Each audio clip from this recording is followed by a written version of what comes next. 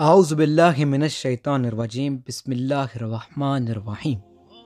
خواتین و حضرات، جب کوئی انسان سمندر کنارے جاتا ہے اور جب وہ سمندر کو دیکھتا ہے تو اس کے ذہن میں ایک خیال نمودار ہوتا ہے، اور وہ خیال یہ ہوتا ہے کہ آخر اس سمندر کے نیچے کیا ہے، یہ سمندر کتنا گہرا ہے، اس سمندر کی تہہ میں کیا موجود ہے۔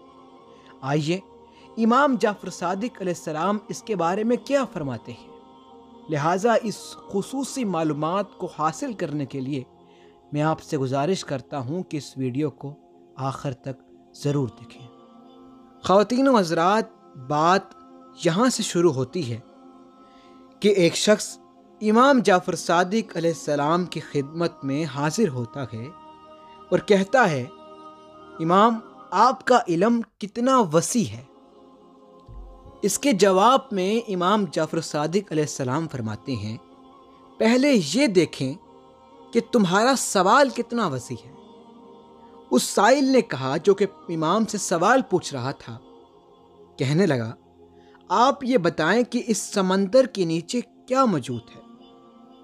اب امام جعفر صادق علیہ السلام فرماتے ہیں، آنکھوں سے دیکھنا پسند کرو گے یا کانوں سے سننا پسند کرو گے؟ وہ سائل جو سوال پوچھ رہا تھا کہنے لگا، امام، آنکھوں سے دیکھنا مجھے زیادہ پسند ہے، کیونکہ بعض اوقات ہم بات سنتے ہیں جس کا ہمیں علم نہیں ہوتا، اور جب تک آنکھ کسی چیز کو دیکھ نہ لے اس وقت تک دل کو قرار نہیں آتا، دل اس کی گواہی نہیں دیتا۔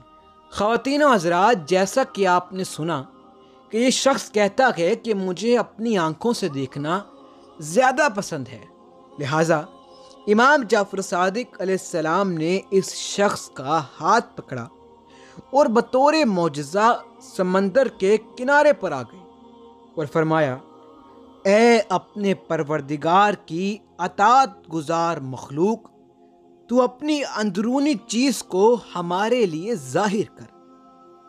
اب جیسے ہی امام جعفر صادق علیہ السلام کے یہ الفاظ ختم ہوئے تو وہ سمندر پھٹ گیا اور اس کے نیچے سے ایسا پانی برآمد ہوا کہ جو دودھ سے بھی زیادہ سفید تھا، اور وہ شہد سے بھی زیادہ شیریں تھا، اور وہ خوشبودار اور بہت لذیذ تھا۔ پوچھنے والے نے کہا، امام جعفر صادق، میں آپ پر قربان جاؤں، یہ پانی کن لوگوں کے مقدر میں ہے؟ امام جعفر صادق علیہ السلام نے فرمایا، یہ پانی قائم آل محمد، امام مہدی آخر الزماں علیہ السلام اور ان کے اصحاب کے لیے ہے۔ پوچھنے والے نے کہا، وہ کب اس پانی کو پئیں گے؟ امام نے فرمایا، جب قائم آل محمد خروج کریں گے تو اس وقت روئے زمین کا پانی ختم ہو جائے گا، حتیٰ کہ کہیں بھی پانی موجود نہیں ہوگا۔ اس وقت مومن خدا کی بارگاہ میں پانی کے لیے دعائیں مانگیں گے، اللہ تعالیٰ ان کے لیے یہ پانی برآمد کرے گا اور وہ اسے پئیں گے، جبکہ یہ ان کے مخالفین کے لیے حرام ہو جائے گا۔ اس کے بعد امام جعفر صادق علیہ السلام نے اس سائل سے کہا کہ اپنی نگاہ اوپر اٹھا کر دیکھو۔